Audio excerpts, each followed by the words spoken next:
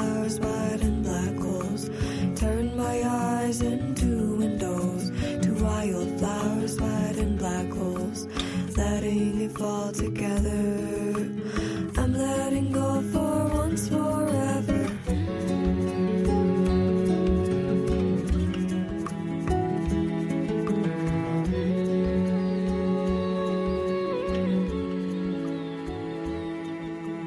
Following this map under Father sky is open heart. Golden hair is spun into the lightning whisper to the stars. I turn my eyes into windows to wildflowers, white and black holes.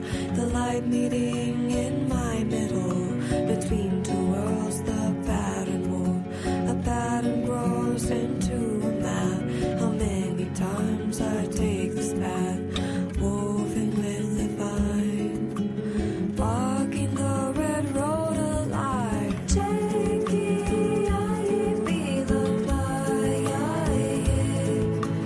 Jackie, I be the Maya. Jackie, I be the Maya.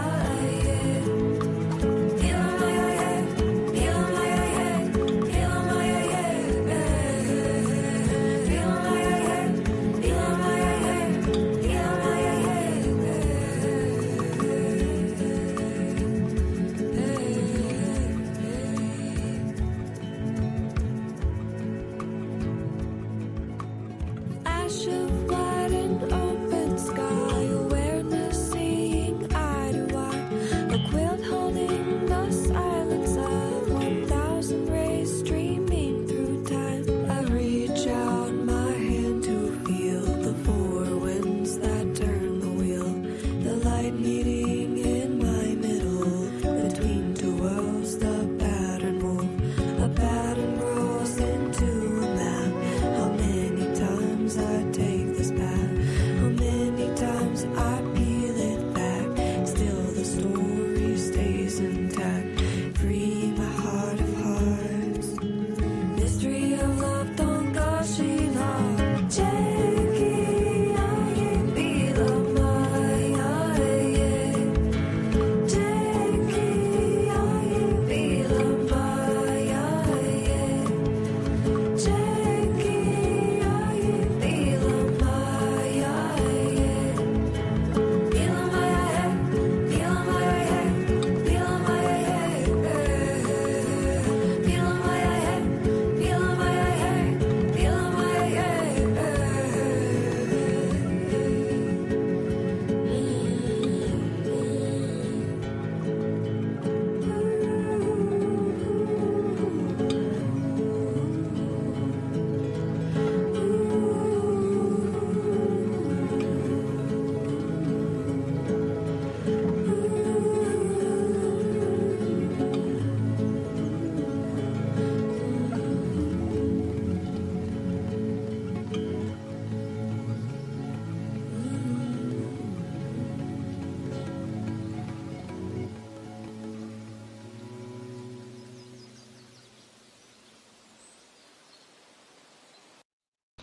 Hey, what's going on, everybody? Thank you all for tuning in.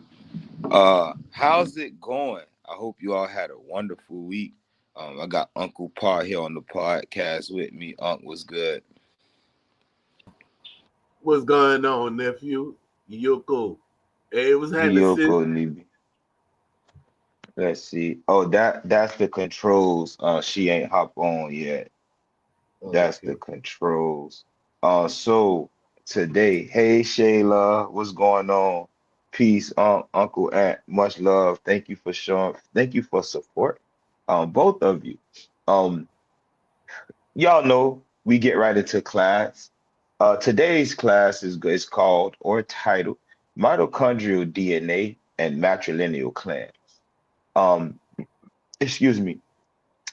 We teach this, right? We teach this science. It's an ancient science. It's something that the ancients understood. And oftentimes, many things that predate us, that our ancestors put in place, are denied by those that don't know. And all of us, all of you all watching, have some form of admixture. The two of us that are on the camera or on the screen, we also have admixture. There's no problem with it. We never had a problem with it. When people or two different groups of people meet each other, um, besides war, the thing they do the most is they have sex, right? They mate with each other, they trade with each other, they do business. Now, um, there was a post on Instagram that was dealing with Top Cat. I know a lot of you are subscribers to Big Chief Top Cats. And someone posted the video and say, well, he's an African because his grandmother's grandmother or his mother's great grandmother, however it goes, uh, is mixed with African. So I attempted to explain to the person um, what's really what um, and how this goes. And I'll go over these comments to set the foundation. This is basically setting the foundation. And then we'll get into um, the build. Hold on, it's not okay. For some reason, they're giving us a short screen. Um, Let me see if this pop up real quick. Um, let's see. Let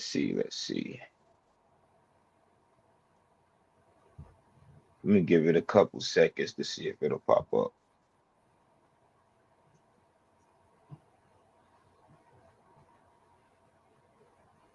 Mhm. Hmm. I sent you the I text you the link, cuz if I ain't mistaken. All right, so they not allowing me to screen share the Facebook. Let me try this again. Let's try this again.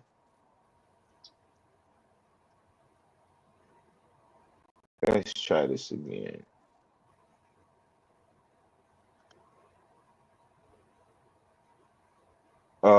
This picture isn't popping up on the screen, huh, Pa?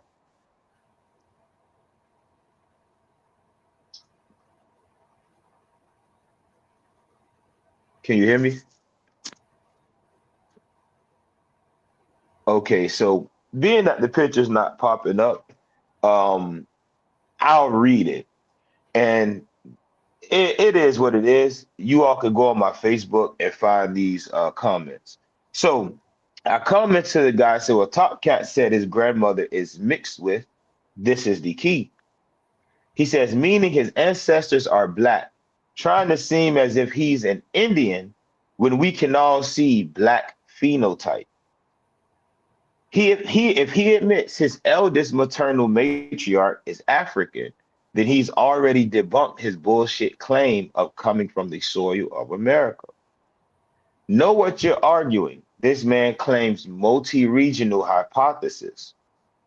So I say facts, dealing with if his maternal or oldest matriarch is African, then that's what he would be. But I say, he's speaking on his mother's second great grandmother or his grandmother.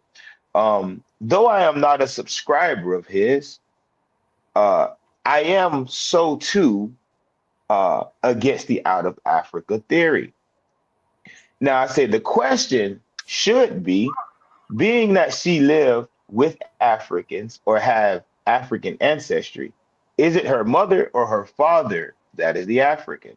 He said, well, you have to ask him because he blocked me. I say, fair enough.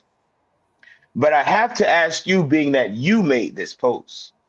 He says it wouldn't matter. He recognized she was a female, which means that X chromosome is carried on, which is right.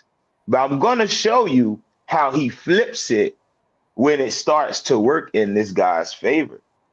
So I say, if her father is African, I have news for you. Then she's whatever her mother is. He says, nice hypothetical reach. Y'all be so desperate, it's sad. He said can tell real life issues for y'all wanting to escape. Happy healing. I say that's literally how the clan system went for those of matriarchal or matrilineal clans. Many indigenous people of the 1800s have African fathers, but their mother's blood is what afforded them clanship. He says, it's not about clans or dates, it's biological. I say clans are biological. My grandmother or my matrilineal grandmother is Ibaa, her clan Nupetu. This means that I'm Nupetu by blood. But hey, who am I? He said y'all are conflating tribes, clans, and lineages with and lineages with biology. That's not how science works. Is our lineages not biogenetic? We're talking about biology. We're talking about descendancy. So I say, Negi, you though are confused about how clans, bands, and tribes are created. You don't know how they work. He said, let's see. He said they are not permeant as having nothing to do with any form of genetic metric. You're shifting the goalposts. Continue this conversation. So what you're saying here is false. It has everything to do with genetics. If his mother's grandmother's was Wolf Clan and she married an African man from whatever tribe, these children would be Wolf Clan. This is fairly simple. He says, find anywhere, he says, find where clans, tribes, and or race is mentioned in science. They are obviously not biological subjects for me to even be responding. Here's my final response. I say, boy, are you wrong. I gave him three different articles that tied clans into biology. And it's been 3 days since he responded. So now class can officially begin. Today, we're going to dive into mitochondrial DNA and its connection to matrilineal clan systems amongst indigenous people. Now, matrilineal societies where lineage and inheritance were traced through the mother's line, were the foundation of many Southeastern tribes.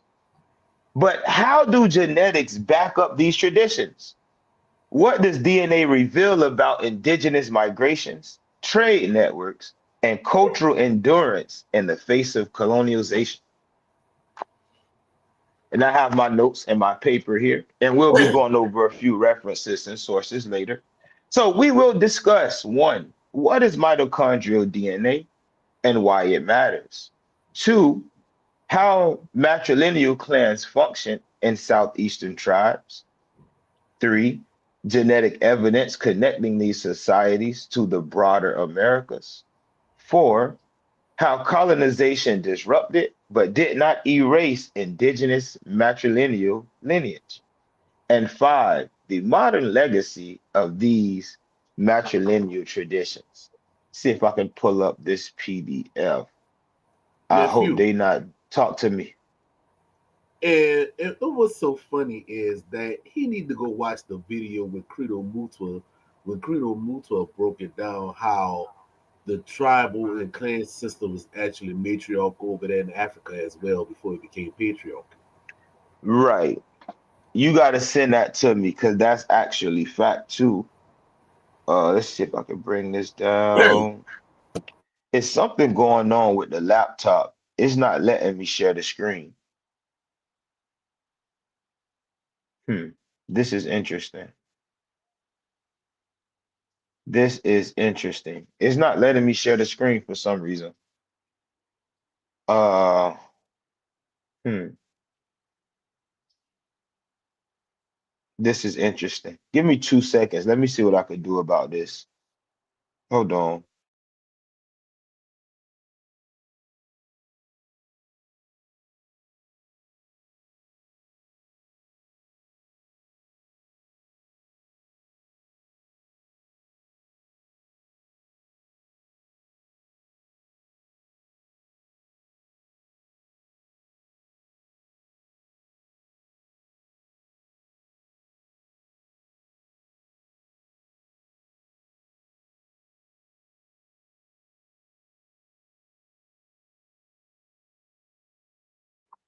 Let me see. Let me let cuz in.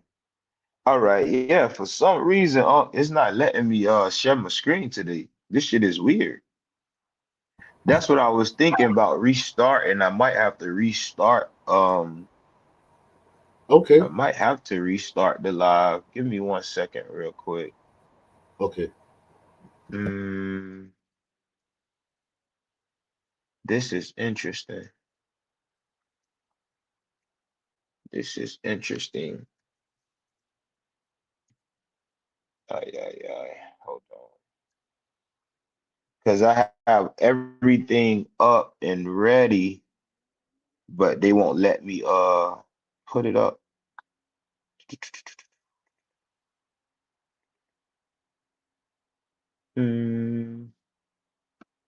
Let me see something.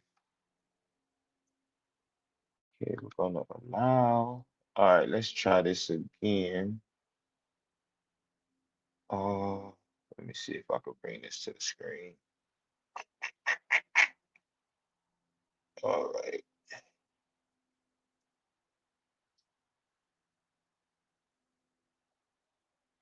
Hmm. What I might have to do is I might have to save it. Okay, perfect. Let me see if I can pull it up as a PDF. Uh, let's see. Let's see. I just sent it to your phone, nephew.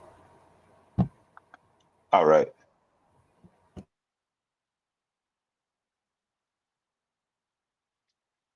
Mm, mm, mm.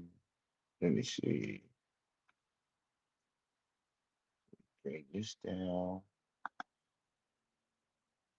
See who do we got in here? Hold on, 2 seconds, 2 seconds, because they doing me wrong right now. Let me hop back in. I'm gonna close down and hop back in.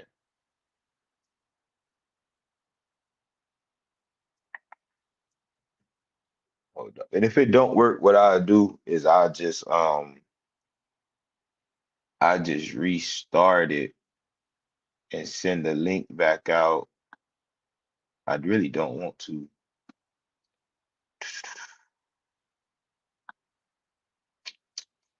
Why is this shit doing this today? Let's see. Peace. What the players, bro? Let's see. Let's see. Let's see. All right, we're gonna try this one last time, and if not, I'll drop the link to migrate to, or I'll just drop the what's the names later.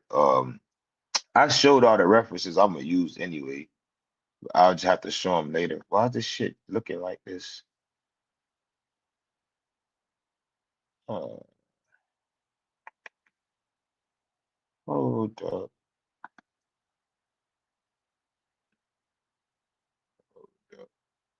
Let's see. And we're gonna add them to stage. There we go. There we go. All right. Yeah, so I'm sharing my whole screen. Can y'all can see my screen and shit, right, Paul? We good?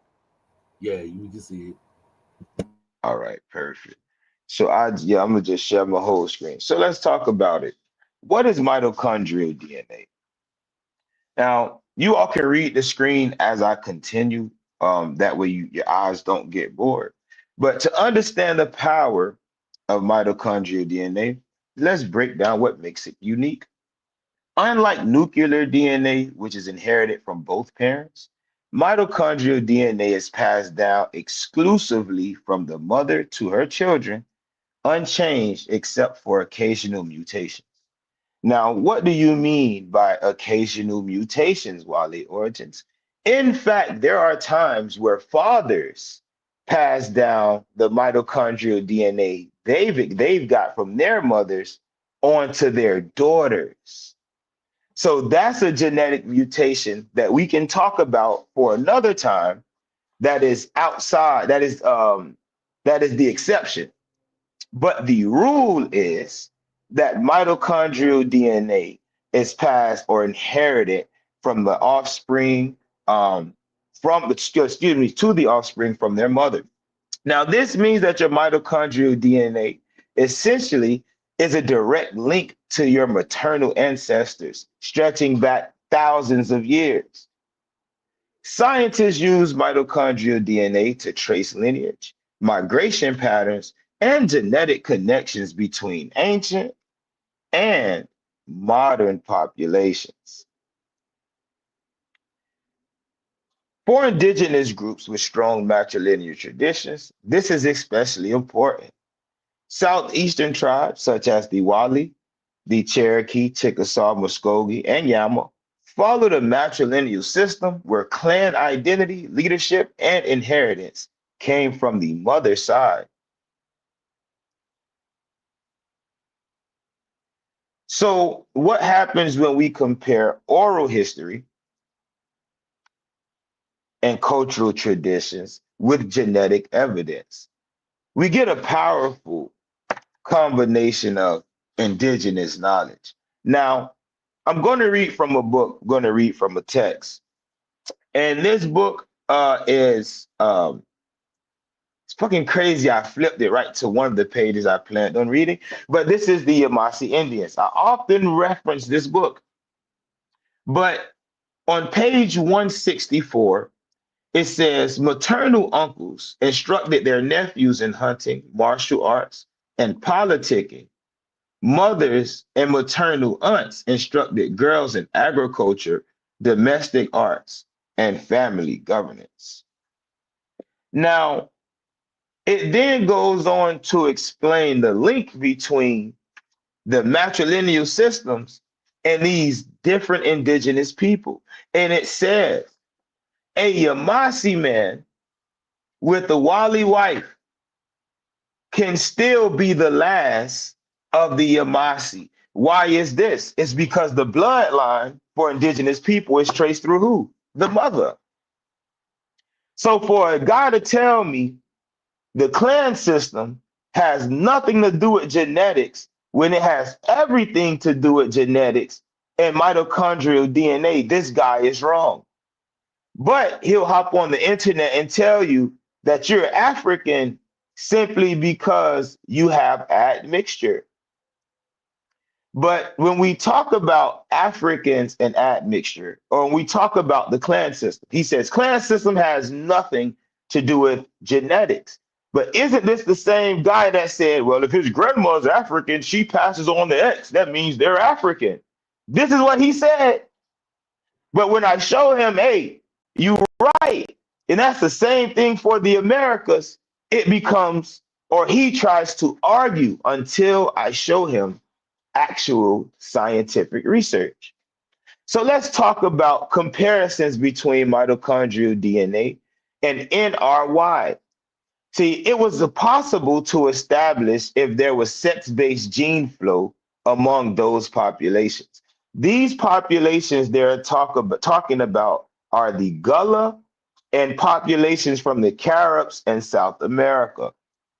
Now, this PDF is called Out of Florida, examining the South American model of archaic Caribbean settlement. I have this in front of me on this screen. I'll show it. So this is what you're looking at on the screen.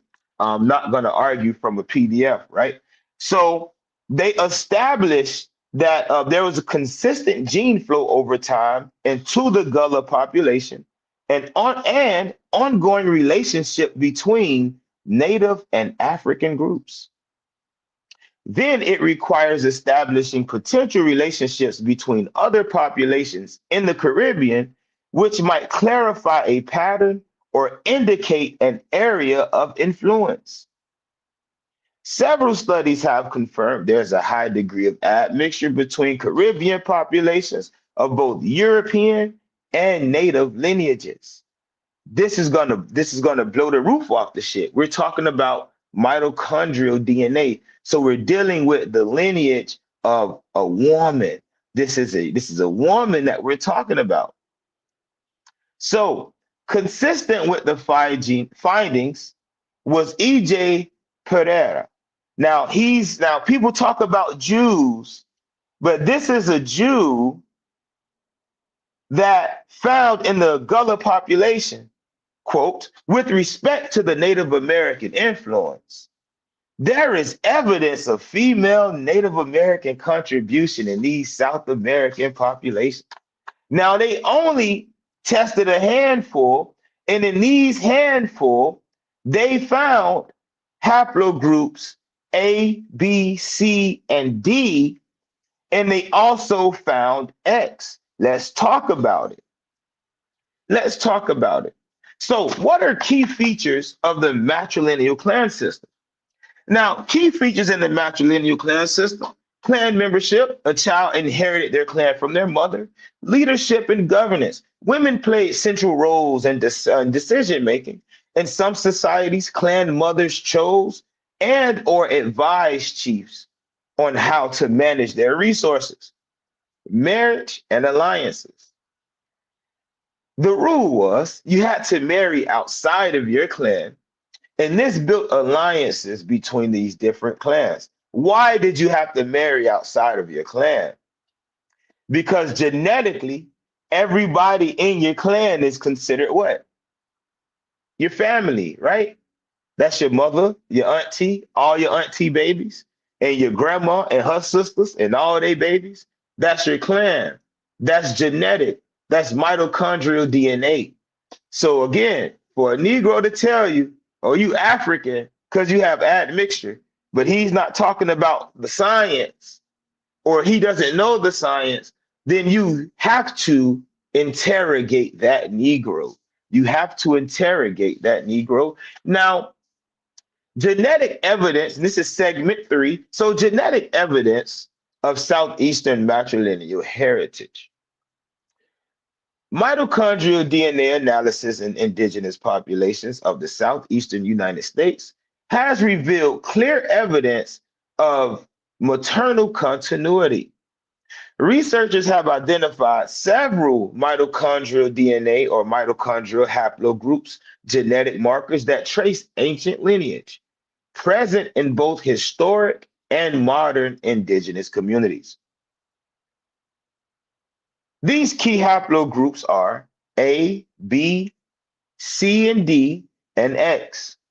A is found amongst the Muskogee-speaking tribes and the Gullah people of South Carolina, showing a deep maternal ancestry.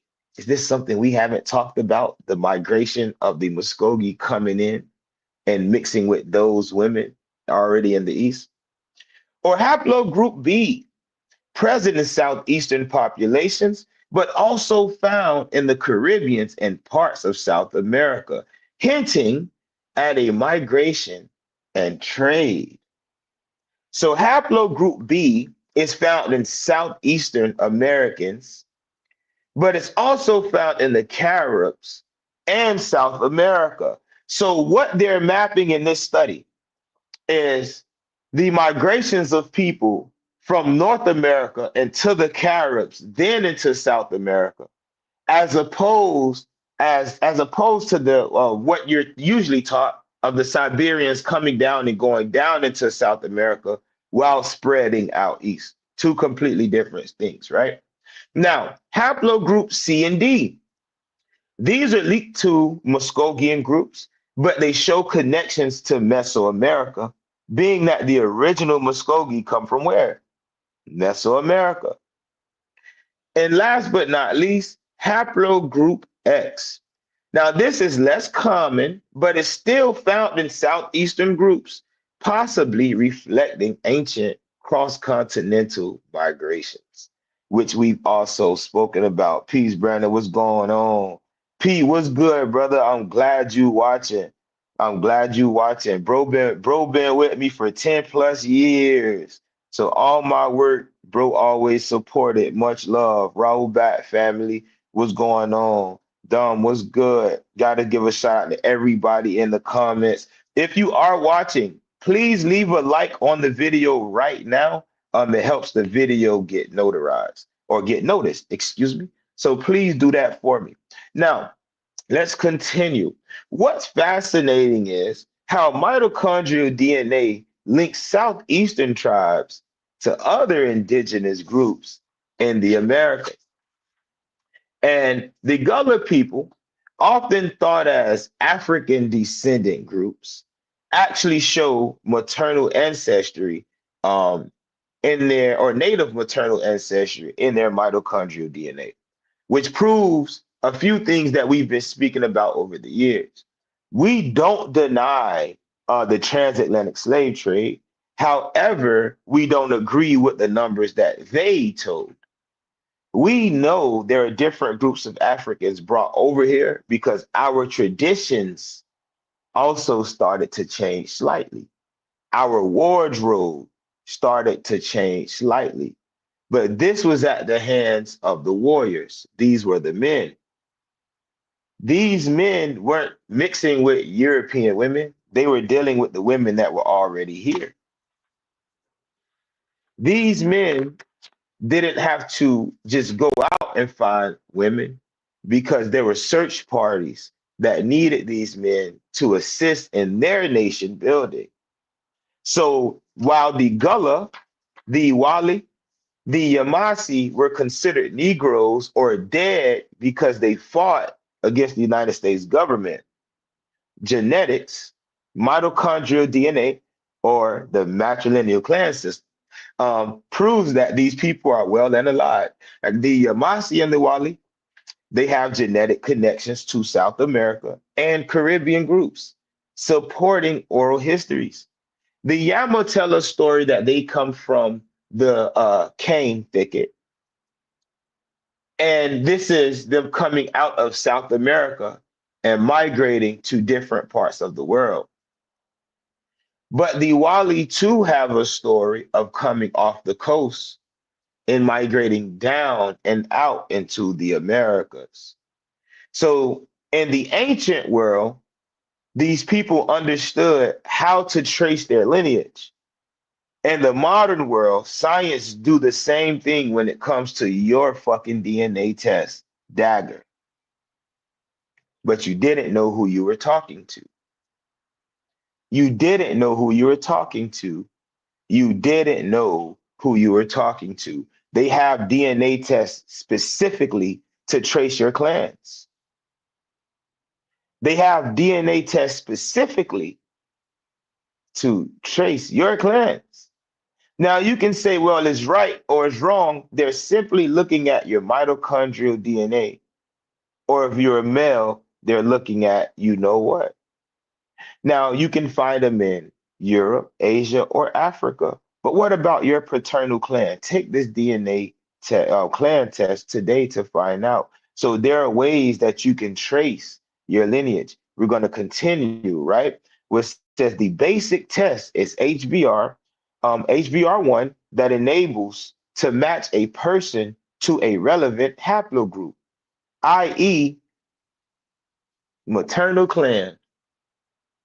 The clan system is definitely based on genetics. Spiritual, so unseen, and those seen when spirit becomes animal and or animated, right? And you can look and say, well, that baby walk like, that baby talk like, that baby do this just like. That's genetic, brother. You didn't know who you were talking to. So this genetic evidence contradicts old migration models that assumed all Native American populations moved from north to south. But instead, we see a complex, interconnected world of trade, movement, and cultural exchange between the Southeast, the Caribbean, and South America. The part four, the impact of colonization on matrilineal systems. If you have any questions, please drop those questions in the comments. I really don't like doing classes when I'm just talking and no one is asking questions. It low-key make me want to cut it short. And that'll be the Q&A part. But the impact matrilineal systems came under attack. Colonizers imposed patrilineal laws, disrupted traditional governance, and forced indigenous women into servitude. So let's talk about these disruptions. We have the European legal system, which is male dominant, and inheritance laws erase women's political power. What do I mean by that? I'll use the Wali for example. I'll speak on this tomorrow on the Southeastern Talking Stick podcast. Um, when the Spaniards came in, they didn't respect the fact that women had the voice. They didn't respect the matrilineal clan system. So what they would do is they would write as if the men and the women, or the man and his sister, were mating with each other in clan, and that their child was supposed to be the next chief. They were calling the men uncle fathers, but they meant it in a derogatory way, as opposed to calling your uncle your second dad, meaning that my sister had you, I'm going to take care of you.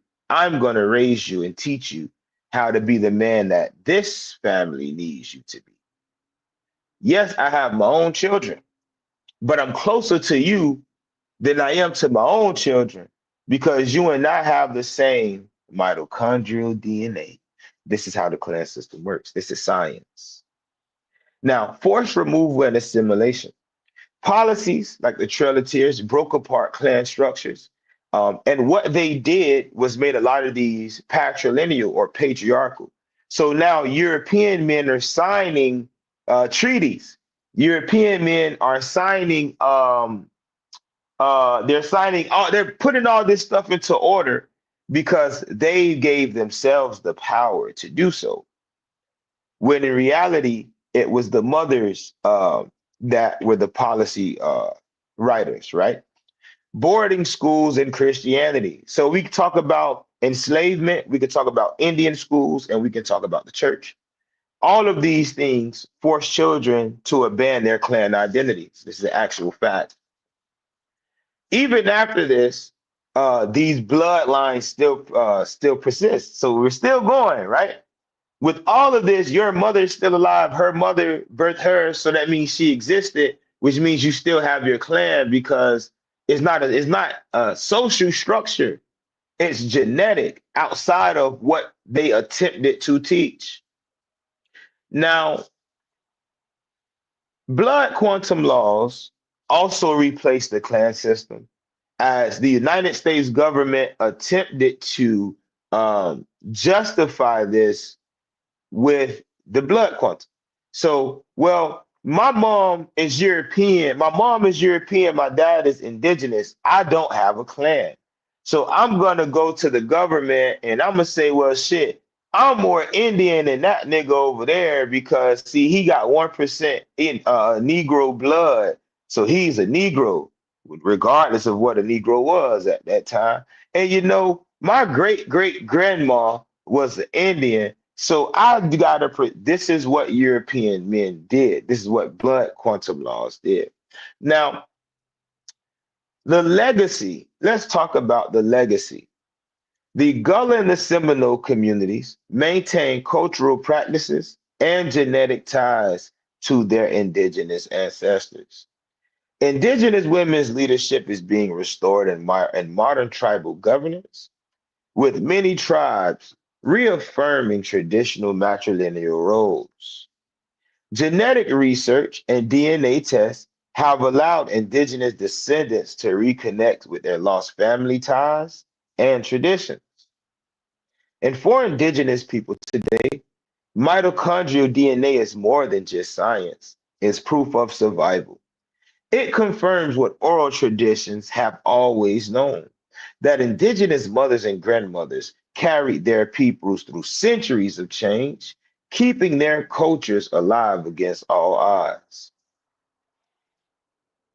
So, my closing thoughts and actions. Closing thoughts.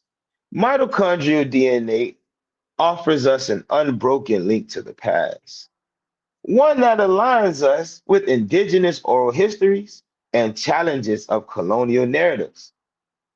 By understanding and replacing these maternal bloodlines, or excuse me, respecting these maternal bloodlines, we gain a deeper insight into the resilience of indigenous Southeastern people. Now, what references were used today?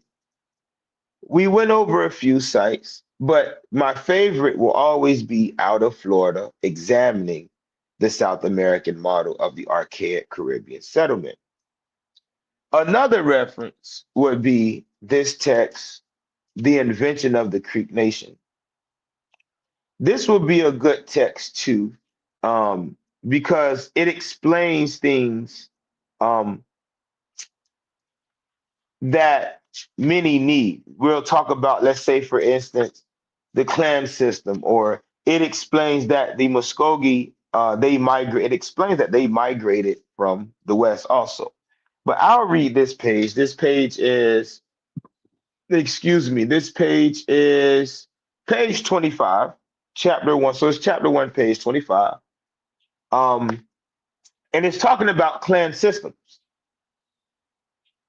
So it says, just as the towns and their associated rituals became more important in historic Creek culture, the Mississippian collapse appears to have led to the elaboration of the clan system. Do you all not remember me saying, when the Mississippian era collapsed, the Muskogee began to adopt the clan system? They were originally a patrilineal people. So when these men started mixing with these other women, their children became a part of a clan system that was already ancient. So let's continue. It says the Creeks reckoned kinship according to matrilineal rules, whereby a child assumed the clan affiliation of his or her mother. In a matrilineal system, the child's biological father was not looked upon as a blood relative and played less of a role in preparing his child for adulthood. Young Creek boys were instead often prepared for adulthood by their mother's brother, clan uncles, who gave instruction, meted out discipline, and likely educated the youngster in the tales of his ancestors' exploits. A Creek girl, likewise, would have been instructed in female responsibilities by her mother, her related aunts, and other female kin. Clan affiliation was of utmost importance to the Creeks because clan membership gave an individual his or her identity, determined who that person could marry, dictated ceremonial obligations, and in the case of male clan members, determined who he was obligated to defend or revenge in the times of war. Let's talk about it.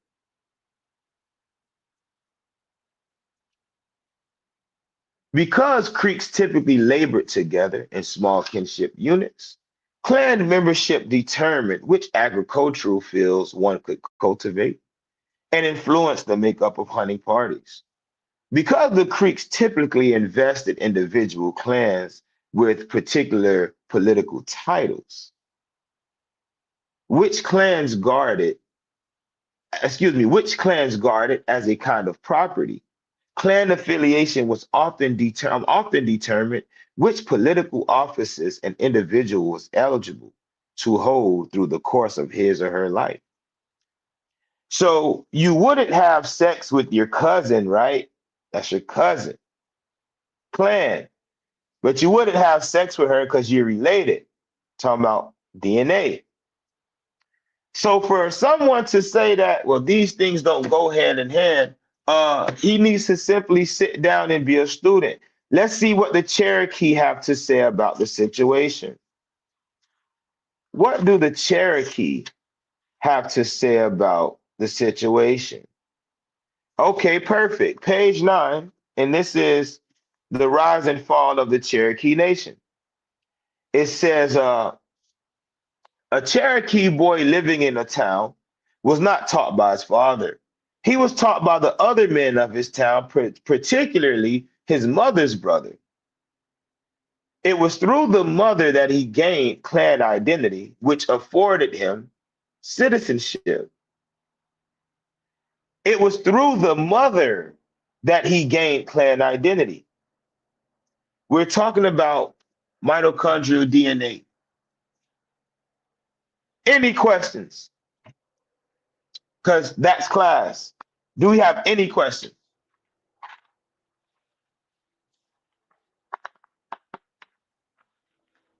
And how did y'all like the topic? Can I get some form of feedback?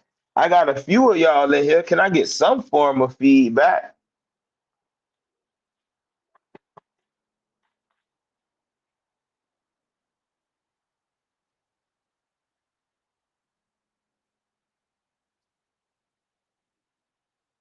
Let's see.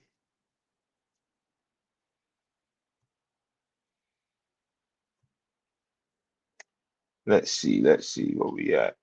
Paul, you still in here? And then let me drop this link. I'm gonna put this link in the chat if anybody would like to join. Let's see. So I'll sit here for 4 minutes. I'm gonna let Little Well take over. And if we have no questions, that is the class for me today. That would be the whole session. So 5 minute break and we can get a reset. And if we do have questions, we'll start there. So go ahead and use the bathroom for those 5 minutes. Grab you a snack or something. We'll be right back.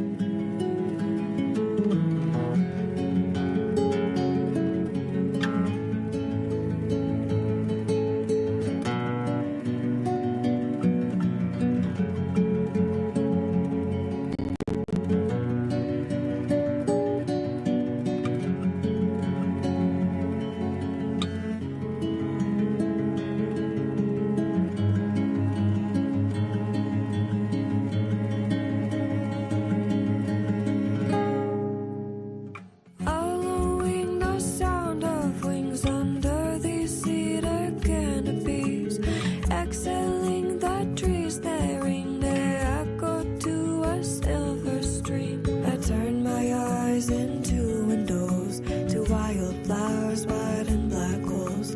Turn my eyes into windows to wildflowers, white and black holes. Letting it fall together. I'm letting go for once forever.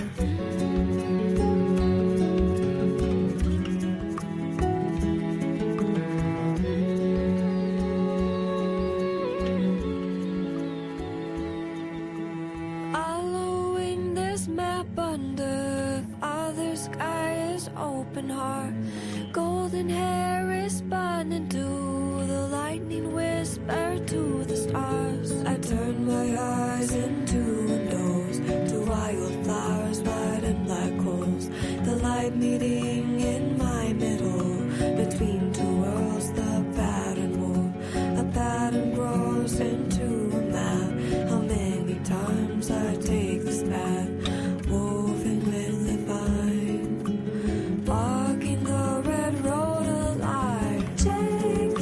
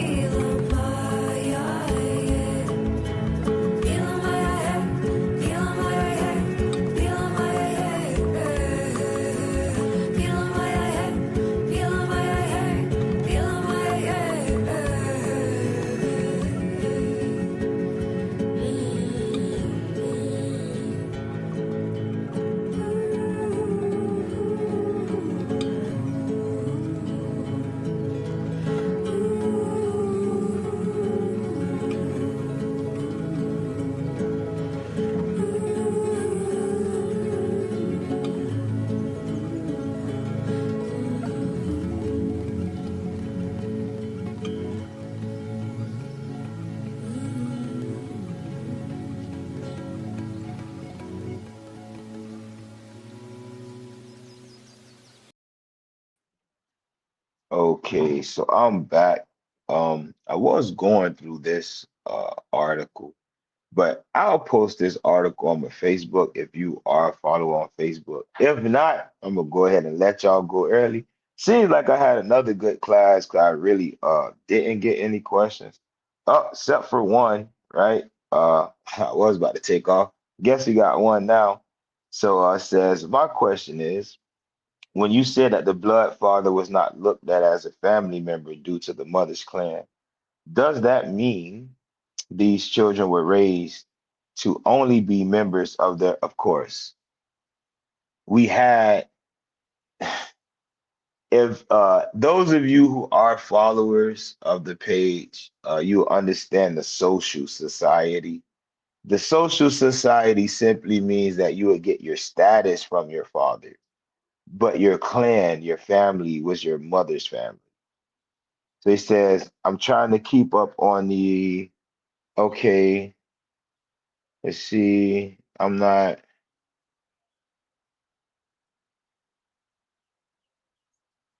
yeah, no, why would he?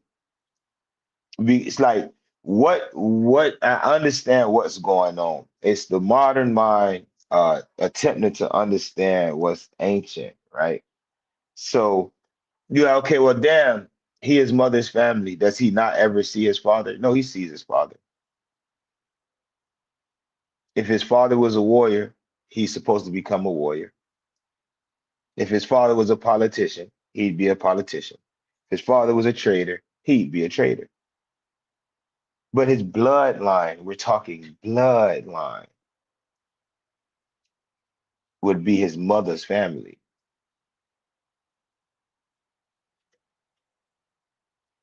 For me to make it simple would be to take away from it. It can be complicated, but to keep it as is, you are your mother's child. As they say, mama's baby, daddy's maybe. Simple. You knew who your mother was. If you was the chief, every bitch, excuse me, every bitch would say, that's my baby daddy. If you were a wise man, every lady would say, that's my baby daddy. How do you combat that? If you aren't in the house with your sisters, or if you aren't taking care of your sisters, and you leaning on the nigga, she chose to take care of your sister, and you know how niggas do women, then obviously you would raise your sister's children as your own.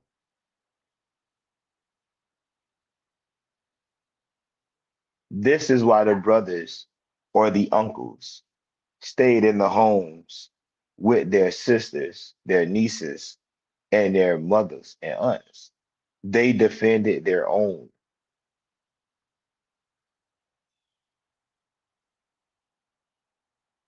So, what does it mean if I'm indigenous and I have a white lady, a white wife, a white baby mama?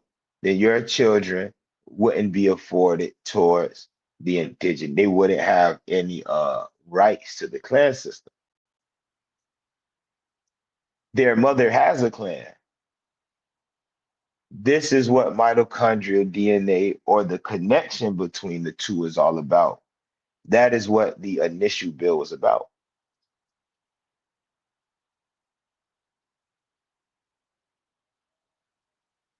Everybody has X chromosome.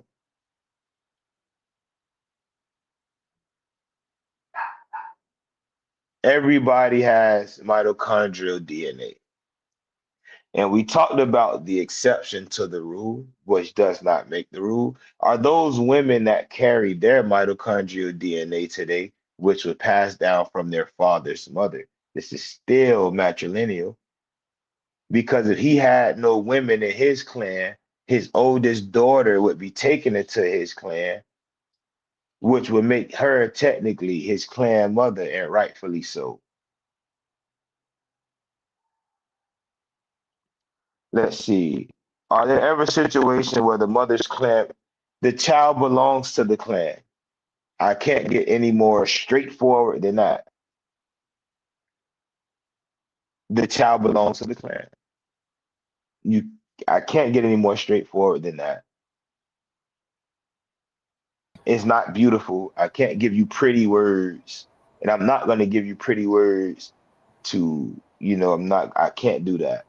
What I can do is give it to you straightforward. If the child belonged to the clan and he belonged to his mother, and his clan uncles were seen as his fathers, then why would they reject their baby for somebody who they don't even see as family? Nephew, This is the village. Talk to me, huh? you know what's so funny? The Europeans and them now begin to start showing that because dealing with children case law and everything with child support, you have states that's called the mother state, meaning that the child belonged to the mother.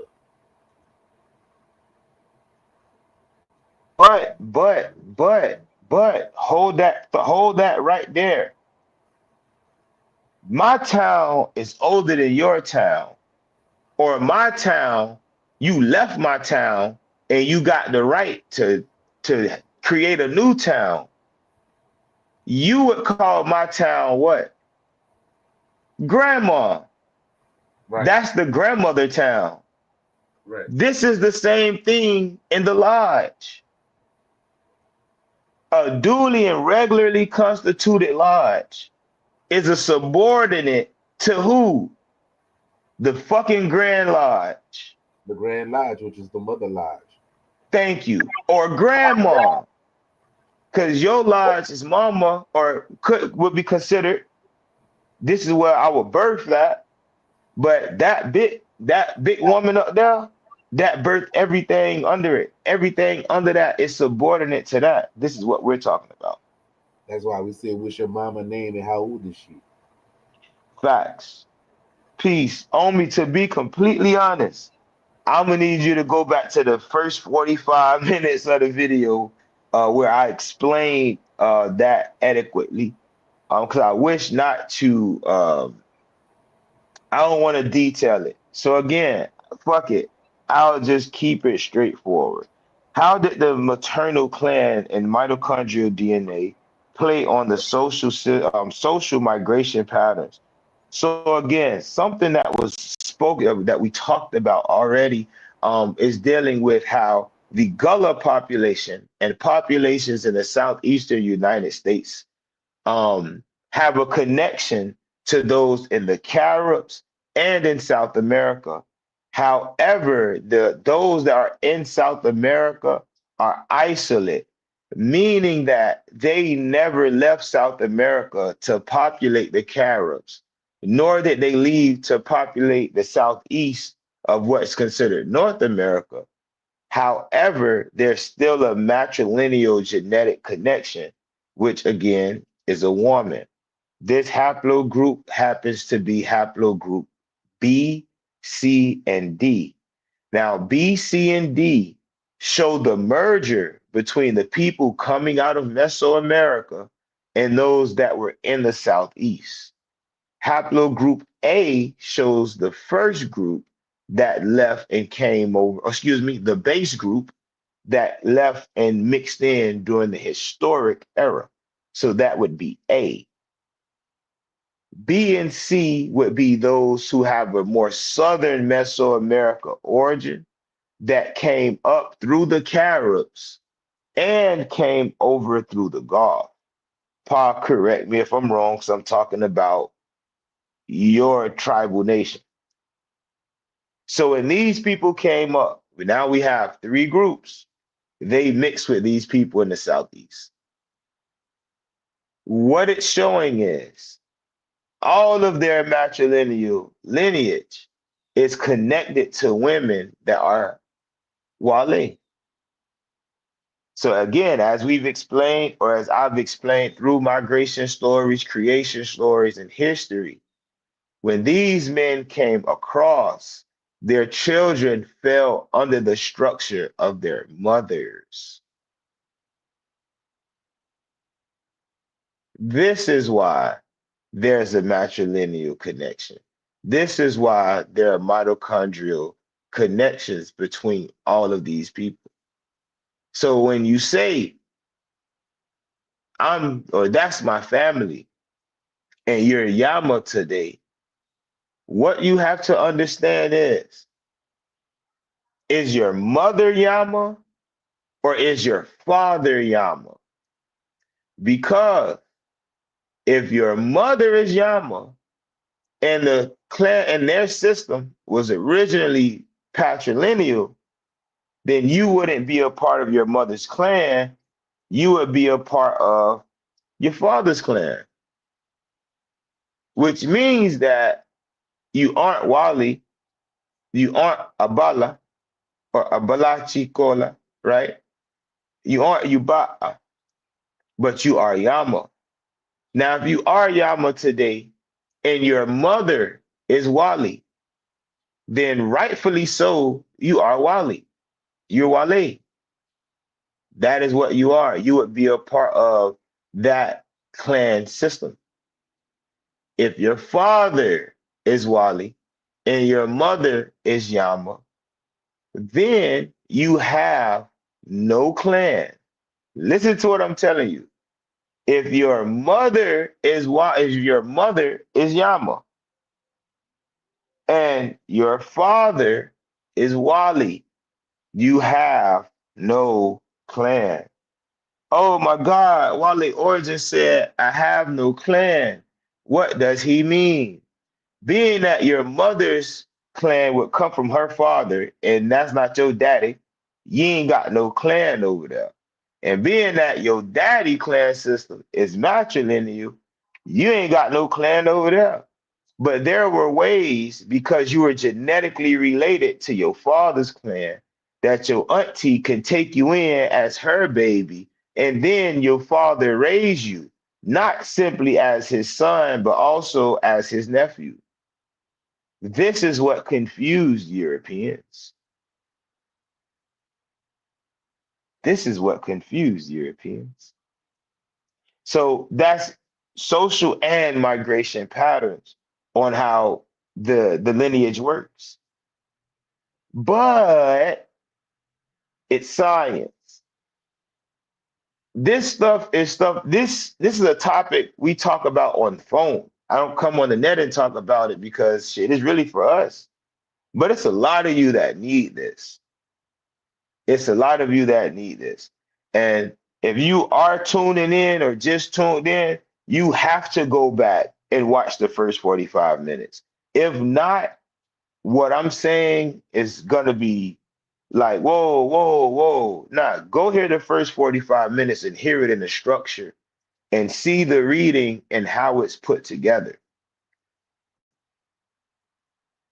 Let's see. Let's see. So these are the haplogroups which were found in the Low Country. Again, there weren't a hell of a people tested, um, but what they do also says that over 50% of child, basically like the childbirthing rate dropped over 50%. That was interesting, right? That was definitely interesting. But the tie or the genetic link, again, I'll end it with this. Simply because you have admixture doesn't mean that you are African. That's European, right? It's European thought. And just because you do have admixture, or you may feel like you don't because you haven't found an ancestor documented on the paper. You know, if you don't have admixture, that means you inbred. I'll end it with that. If you don't have I won't. If you don't have admixture, you're inbred. Two, the matrilineal clan system has everything to do with genetics. And three, if you're just tuning in, go back and watch the first 45 minutes. Much love. Love y'all. Peace.